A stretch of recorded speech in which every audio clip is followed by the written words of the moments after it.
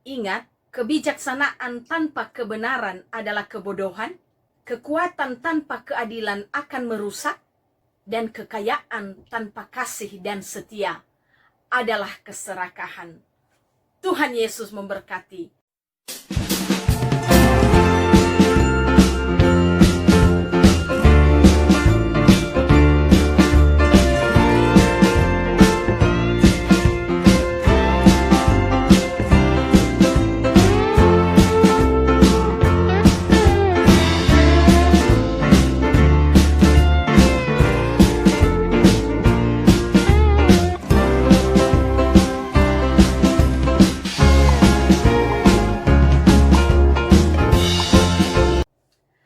Hai, shalom. Apa kabar?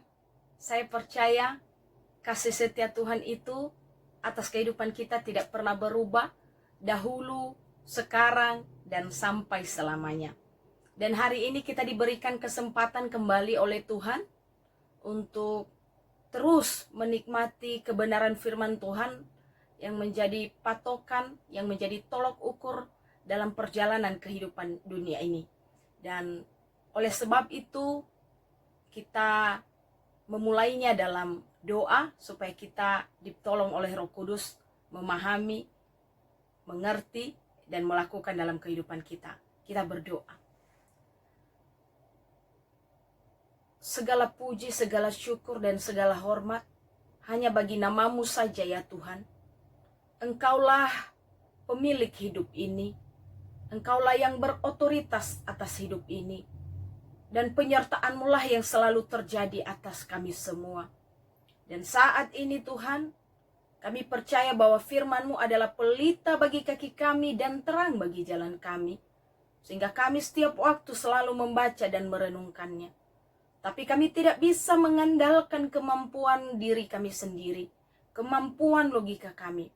Kami memohon pertolongan-Mu ya Roh Kudus. Yang berbicara, yang berkata-kata kepada kami.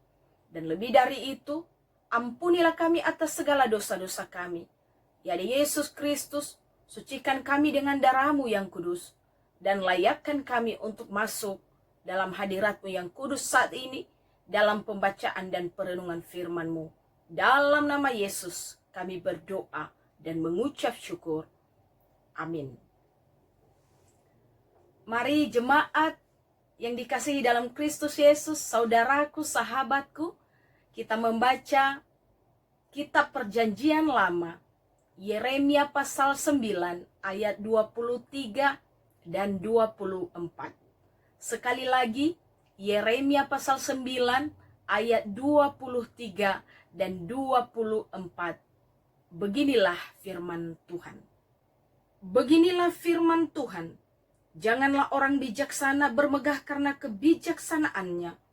Janganlah orang kuat bermegah karena kekuatannya. Janganlah orang kaya bermegah karena kekayaannya. Tetapi siapa yang mau bermegah, baiklah ia bermegah karena yang berikut. Bahwa ia memahami dan mengenal aku. Bahwa akulah Tuhan yang menunjukkan kasih setia, keadilan, dan kebenaran di bumi. Sungguh, semuanya itu kusukai, demikianlah firman Tuhan. Sedemikian jauh pembacaan firman Tuhan. Kita tidak bisa memungkiri bahwa kehidupan di dunia ini penuh dengan godaan, termasuk godaan untuk menyombongkan diri sendiri yang lebih kuat dibandingkan bermegah di dalam Tuhan. Rasanya kita tidak puas kalau kita tidak memperlihatkan atau memamerkan apa yang kita miliki dan juga kelebihan dan kemampuan-kemampuan kita kepada orang lain.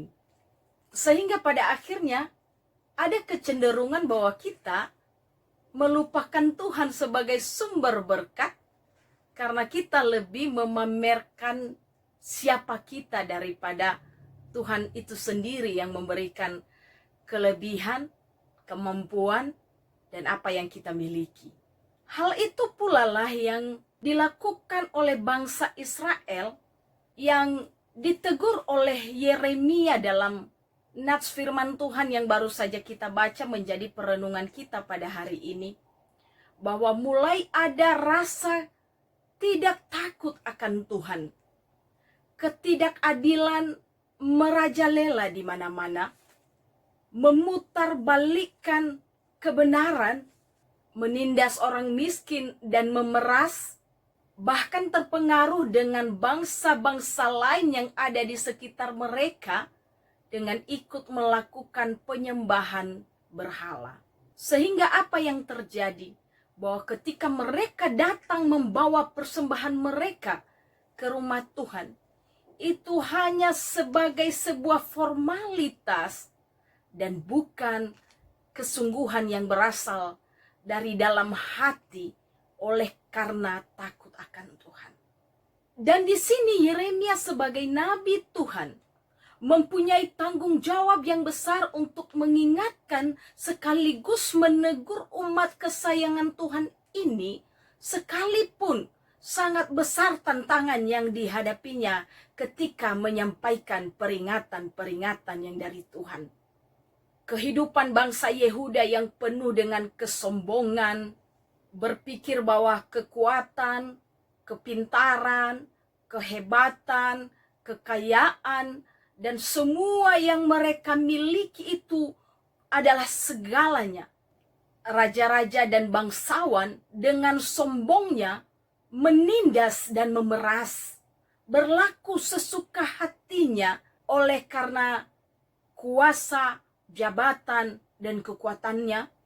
Orang-orang kaya dengan sombong merampas dan menindas orang-orang miskin, kaum marginal.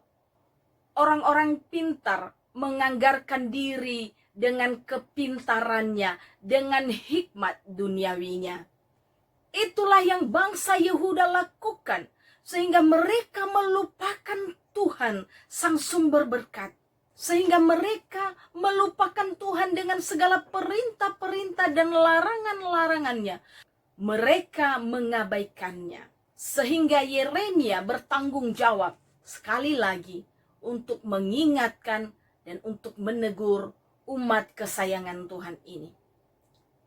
Dari apa yang kita sudah pahami tentang keadaan bangsa Yehuda, dan dari apa yang sudah kita baca, ada beberapa poin penting yang menjadi bahan perenungan kita, sekaligus menjadi pembelajaran bagi kita sebagai orang-orang percaya yang berada di zaman ini dengan segala perkembangan dan kecanggihan teknologi yang ada di dalamnya. Yang pertama, di ayat 23 ada kata, beginilah firman Tuhan. Itu artinya bahwa apa yang disampaikan Yeremia itu bukan berasal dari dirinya sendiri. Peringatan yang diucapkan oleh Yeremia kepada bangsa Yehuda bukan semau hatinya, tetapi itu berasal dari titah Tuhan sendiri yang disampaikan kepada bangsa Yehuda. Apa yang disampaikan Yeremia bukan berasal dari dunia ini, bukan berasal dari manusia, bukan berasal dari para raja atau bangsawan-bangsawan, tetapi sekali lagi berasal dari Tuhan sendiri. Yeremia mengatakan beginilah firman Tuhan, mau meyakinkan bangsa Yehuda bahwa apa yang disampaikannya itu berasal dari sumber yang benar, yaitu dari Tuhan sendiri dan bukan ia buat-buat. Lalu yang kedua, mari kita baca masih di ayat 23. Janganlah orang bijaksana bermegah karena kebijaksanaannya, janganlah orang kuat bermegah karena kekuatannya, janganlah orang kaya bermegah karena kekayaannya. Yang kedua yang kita lihat di sini dari ayat 23 yang baru saja kita baca, Yeremia menyampaikan apa yang diinginkan Tuhan untuk dilakukan oleh bangsa Yehuda yang notabene adalah umat kesayangan Allah sendiri. Ada 3 hal yang diinginkan Tuhan dalam poin kedua ini. Yang pertama, janganlah orang bijaksana bermegah karena kebijaksanaannya. Di sini kita bisa melihat bahwa Kebijaksanaan itu kontras dengan kebenaran. Kebijaksanaan adalah hal yang otentik, yang menjadi milik seseorang, yang tidak bisa dibagi kepada siapapun. Tetapi kita perlu mencatat dan mengingat di sini, menggarisbawahi bahwa kebijaksanaan yang bersumber dari dunia ini cenderung membawa manusia kepada keangkuhan dan kesombongan, karena hikmat dunia ini adalah kebodohan bagi Allah. Itulah yang dikatakan Paulus di dalam tulisannya dalam 1 Korintus pasal 3 ayat 19. Sedangkan di ayat 24, kontras dengan itu, dicatat bahwa kebenaran merupakan hal esensial bagi Allah, karena Allah adalah sumber kebenaran, dan kebenaran itu sendiri merupakan standarisasi bagi Allah dalam menilai sikap dan kelakuan manusia. Apa yang disampaikan melalui Nabi Yeremia ini, bahwa Tuhan mau mengingatkan setiap anak-anak Tuhan, termasuk kita yang sedang membaca dan merenungkan firman Tuhan, bahwa sebagaimana yang dikatakan di Amsal 1 ayat 7, sumber hikmat dan kebijaksanaan adalah Tuhan. Kebijaksanaan manusia tanpa kebenaran Tuhan itu tidak berarti apa-apa. Sehingga oleh sebab itu, kebijaksanaan yang kita miliki harus kita pergunakan untuk melakukan kebaikan, untuk menolong sesama, serta melayani Tuhan, dan bukan untuk melakukan penipuan, kebohongan, kecurangan, dan kesewenang-wenangan, dan tidak pula untuk membodoh-bodohi orang lain atau memanfaatkan orang lain. Lalu yang diinginkan Tuhan yang kedua adalah, janganlah orang kuat bermegah karena kekuatannya. Kekuatan identik dengan kuasa, kedudukan, nama baik, atau kekuatan fisik. Para raja dan penguasa diingatkan untuk tidak menyalahgunakan dan memanfaatkan kekuasaannya, kekuatannya untuk menakut-nakuti dan menindas rakyat jelata. Kekuatan bukan untuk melakukan kejahatan dan tindakan yang seenaknya, yang menimbulkan ketidakadilan bagi sekelompok orang, yang dalam hal ini adalah kaum marginal, dan di sisi lain mendatangkan keuntungan bagi sekelompok orang, dalam hal ini para penguasa. Sedangkan keadilan adalah suatu pembawaan diri yang baik dalam memperlakukan orang lain sehingga orang lain tersebut merasa nyaman dan merasa dihargai.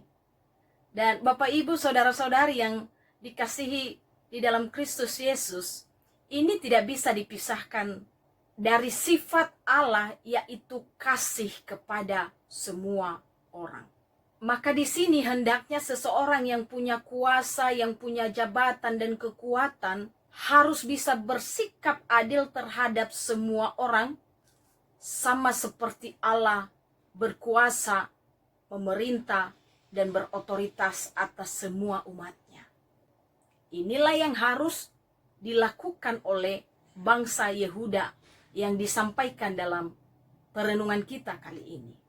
Lalu yang ketiga yang diinginkan Tuhan perlu dilakukan oleh bangsa Yehuda dalam bagian firman Tuhan ini adalah, janganlah orang kaya bermegah karena kekayaannya. Nah, pada bagian firman Tuhan ini, pada poin ini, bahwa kekayaan kontras dengan kasih setia. Tuhan mengingatkan di sini perilaku umatnya ketika mereka berada dalam masa kejayaan. Apa yang terjadi bahwa mereka mempergunakan semua berkat-berkat Tuhan dengan hidup berfoya-foya, minum minuman keras, berzina, dan melakukan berbagai dosa yang tentunya itu adalah melanggar semua perintah-perintah Tuhan dan mendekat kepada semua larangan-larangan Tuhan dalam hidup mereka. Mereka tidak menggunakan berkat-berkat Tuhan sebagaimana mestinya, yang seharusnya untuk kemuliaan Tuhan dan menjadi berkat bagi orang lain. Lalu mereka lupa daratan dan lupa Tuhan. Kita bisa belajar dari bagian ini bahwa sangat baik ketika berkat-berkat materi itu melimpah dalam kehidupan kita. Segala kebutuhan tercukupi, dan harusnya itu kita kembalikan menjadi kemuliaan bagi Tuhan. Setiap berkat Tuhan kita syukuri dengan mencukupkan diri pada apa yang diberikan Tuhan, dan kita kelola dengan baik dan benar. Mari kita coba baca Amsal pasal 3 ayat 9 dan 10 untuk menjadi referensi bagi kita memahami poin ini. Muliakanlah Tuhan dengan hartamu dan dengan hasil pertama dari segala penghasilanmu.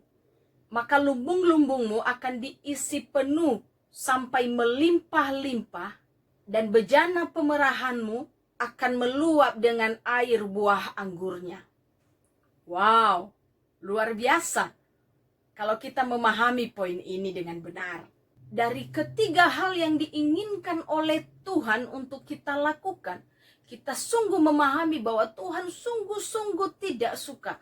Tuhan sangat-sangat membenci ketika kita menyalahgunakan berkat-berkat Tuhan itu menjadi kesombongan. Entah itu kebijaksanaan, entah itu kekuatan, ataupun kekayaan. Maka kunci untuk tidak menyalahgunakannya, baik itu kebijaksanaan, kekuatan, dan kekayaan, adalah sangat penting, sangat perlu untuk memiliki yang namanya kerendahan hati. Sekali lagi, milikilah kerendahan hati, sehingga saya, Bapak, Ibu, Saudara-saudari yang dikasihi dalam Kristus Yesus, tidak menyalahgunakan segala berkat-berkat Tuhan itu menjadi kesombongan dan keangkuhan, sehingga kita melupakan Tuhan, sang sumber berkat dalam hidup kita. Ketika kita memiliki kerendahan hati, maka kita akan menyadari bahwa semua yang kita miliki itu bukan karena kekuatan kita, bukan karena kemampuan kita, bukan karena kehebatan kita, bukan karena kelebihan kita, tetapi karena Tuhan sang sumber berkat. Semua yang kita miliki itu adalah berasal dari Tuhan. Segala hal yang didapatkan, diterima, harus disadari dan disyukuri bahwa lagi-lagi itu berasal dari Tuhan. Maka sangat penting bahwa kerendahan hati Kristus menjadi teladan bagi kita untuk memiliki kerendahan hati dalam menerima dan menikmati semua berkat-berkat Tuhan dalam hidup ini. Dan yang ketiga, yang terakhir, yang menjadi perenungan kita dalam Nats yang baru kita baca dari Yeremia pasal 9 ayat 23 dan 24 adalah ada di ayat 24. Sebagai seorang nabi, Yeremia tidak hanya memberi peringatan dan teguran. Yeremia sebagai seorang hamba Tuhan juga menyampaikan pemahaman yang benar tentang apa dan bagaimana seharusnya umat Tuhan bertindak. Pemahaman yang benar tentang apa dan bagaimana umat Tuhan bertindak itu adalah pemahaman yang benar tentang takut akan Tuhan, yang membawa umat Tuhan ini, yang membawa kita yang sedang membaca dan merenungkan firman Tuhan ini, menerima belas kasihan dan anugerah dari Tuhan. Memahami kehendak Tuhan dan melakukannya, serta taat dan setia kepada perintah-perintah Tuhan dan menjauhi larangan-larangannya. Tentunya dalam hal ini firman Tuhanlah yang menjadi patokan bagi kita. Firman Tuhanlah yang menjadi tolok ukur bagi kita. Sebagaimana yang dikatakan di dalam Mazmur 119 ayat 105, yang pemazmur katakan, firman-Mu adalah pelita bagi kakiku dan terang bagi jalanku. Kalau kita melihat di ayat 24 ini, kata kebenaran, keadilan, dan kasih setia adalah merupakan sifat Allah yang esensial, yang membuktikan kepada manusia bahwa Dia adalah Allah yang kasih. Dan itu terbukti di dalam diri Yesus Kristus. Kelahirannya, kematiannya, kebangkitannya, bahkan kenaikannya. Di mana di dalam seluruh aspek hidup ditemukanlah yang namanya kasih yang tak bersyarat. Dan kasih Allah yang seperti inilah yang Tuhan inginkan Nabi Yeremia sampaikan kepada bangsa Yehuda supaya mereka miliki dalam perjalanan hidup mereka sebagai umat kesayangan Tuhan. Dan itu pula lah yang diinginkan Tuhan untuk kita miliki sebagai umat kesayangannya di zaman ini. Di tengah-tengah perkembangan teknologi dan kecanggihannya. Bahkan di tengah-tengah pandemi yang sedang melanda dunia saat ini. Muliakanlah Tuhan dengan kebijaksanaanmu. Muliakanlah Tuhan dengan kekuatanmu. Dan muliakanlah Tuhan dengan kekayaanmu. Sehingga itu mendatangkan sukacita surgawi dalam hati dan seluruh kehidupanmu. Dan sekali lagi, dalam semua itu, jadikanlah Yesus Kristus sebagai teladan. Ingat, kebijaksanaan tanpa kebenaran adalah kebodohan, kekuatan tanpa keadilan akan merusak, dan kekayaan tanpa kasih dan setia adalah keserakahan. Tuhan Yesus memberkati. Mari kita berdoa. Sekali lagi Tuhan Yesus, Engkau yang empunya firman, Engkau yang sesungguhnya bersabda kepada kami. Kami sungguh diingatkan dan disegarkan tentang menikmati berkat-berkat Tuhan, termasuk kebijaksanaan, kekuatan, dan kekayaan di dalam pemahaman yang benar tentang takut akan Tuhan. Sehingga kami tidak menyalahgunakannya menjadi kesombongan, menjadi sesuatu yang memanfaatkan dan menindas orang lain. Tapi biarlah Tuhan yang memimpin kami, karena kami tidak bisa mengandalkan kekuatan dan kemampuan sendiri dalam melakukan firman-Mu. Jadikanlah kami pelaku-pelaku firman-Mu yang setia. Di dalam nama Yesus kami berdoa dan mengucap syukur. Amin. Terima kasih atas perhatiannya, atas renungan kali ini. Dan biarlah kita akan terus bertemu kembali, merenungkan firman Tuhan yang begitu ajaib, yang selalu menyadarkan kita semua. Tuhan Yesus memberkati. Shalom.